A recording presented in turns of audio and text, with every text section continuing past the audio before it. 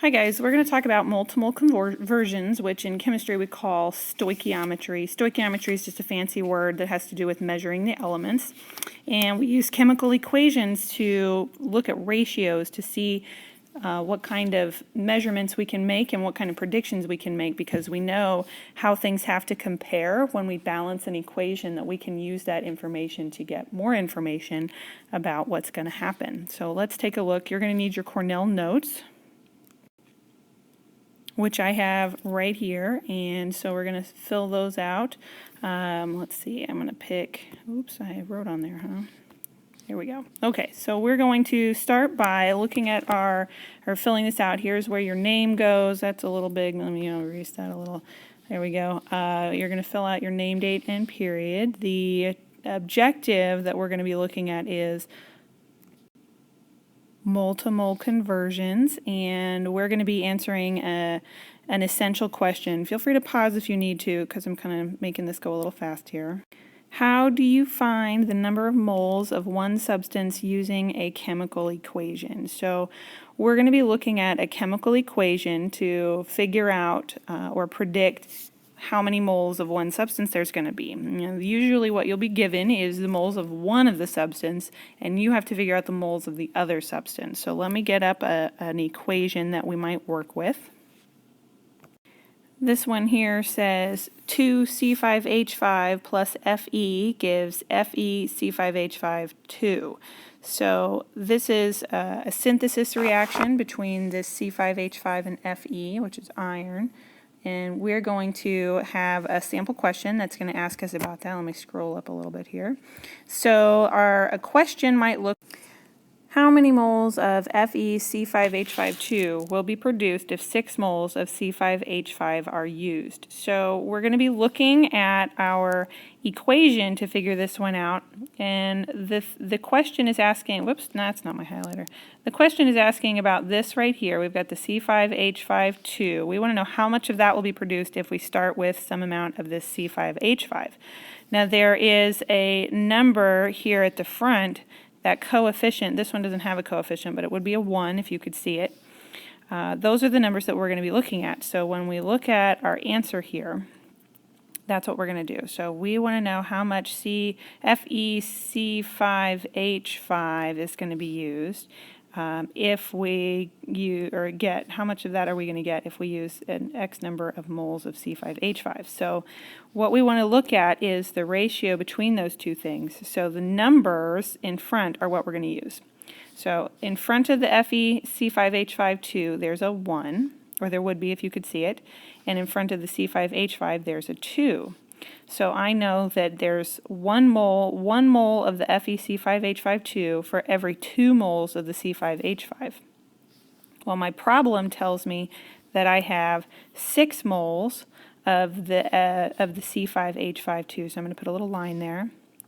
So how many moles would I need to start with? Well, you can probably think this one through in your head. The C5H5 has to be twice as much as the FeC5H52, so the only number that could work there is a 3. So 3 moles is my answer. So let's take a look at one that might be a little bit more difficult. So sometimes the numbers that you're given aren't easy to work with, or perhaps some of the numbers you have to work with aren't a 1. So let's look at a different equation, also from your homework here, but probably a different question that it's asking. So let me get that equation up here. So here's our equation. P4 plus 3O2 gives 2P2O3. And so our equation here has a couple of other numbers. On the last one we looked at, there was only 1 coefficient and the rest were 1s. Here we've got 2 different coefficients, that 3 and that 2, and there's an invisible 1 in front of the P4. So we've got some other numbers to work with. So sometimes this makes our answer a little bit harder to get to. So let's get our sample question. So our sample question says, if 10.5 moles of P2O3 is produced, how many moles of O2 reacted? So we're going to work on this one exactly the same way as we did the last one. We're going to start by looking at what we've got. So we've got the P2O3 and we've got the O2. So we need to look at those numbers. The number in front of the P2O3 is a 2. I didn't really want a line right there. There we go. Okay. And the number in front of the O2 is a 3. So for every 3 moles of P2O3, I'm going to get 3 moles, or 2 moles of this, 3 moles of the O2. So that's the numbers that I'm going to be looking at. So if I move up a little bit here. Okay, so it says I have 10.5 moles of P2O3. So that goes over here. 10.5 moles, and what it's asking me for is this number over here for the oxygen, so that's what I'm looking for. So now you might be able to think this one through in your head, but maybe you don't want to exert that extra brain power, or maybe you don't know how to think through this in your head. So let's pretend this is an equation and that there's an x right here. What would you do? In math class, you'd probably do some cross multiplying, right? Where you take these and those and set them equal to each other. So let's go ahead and do that. So I'll have 3 times 10.5, and then I'll have 2 times x, and those are equal to each other. So now all I have to do is the math here. So 3 times 10.5 is 31.5, and that's equal to my 2x. But x is what I want, and I have to get it all by itself. So what I'm going to do is I'm going to divide by 2. That's my cross multiplying here. So 31.5 divided by 2, 31.5 divided by 2 in my calculator.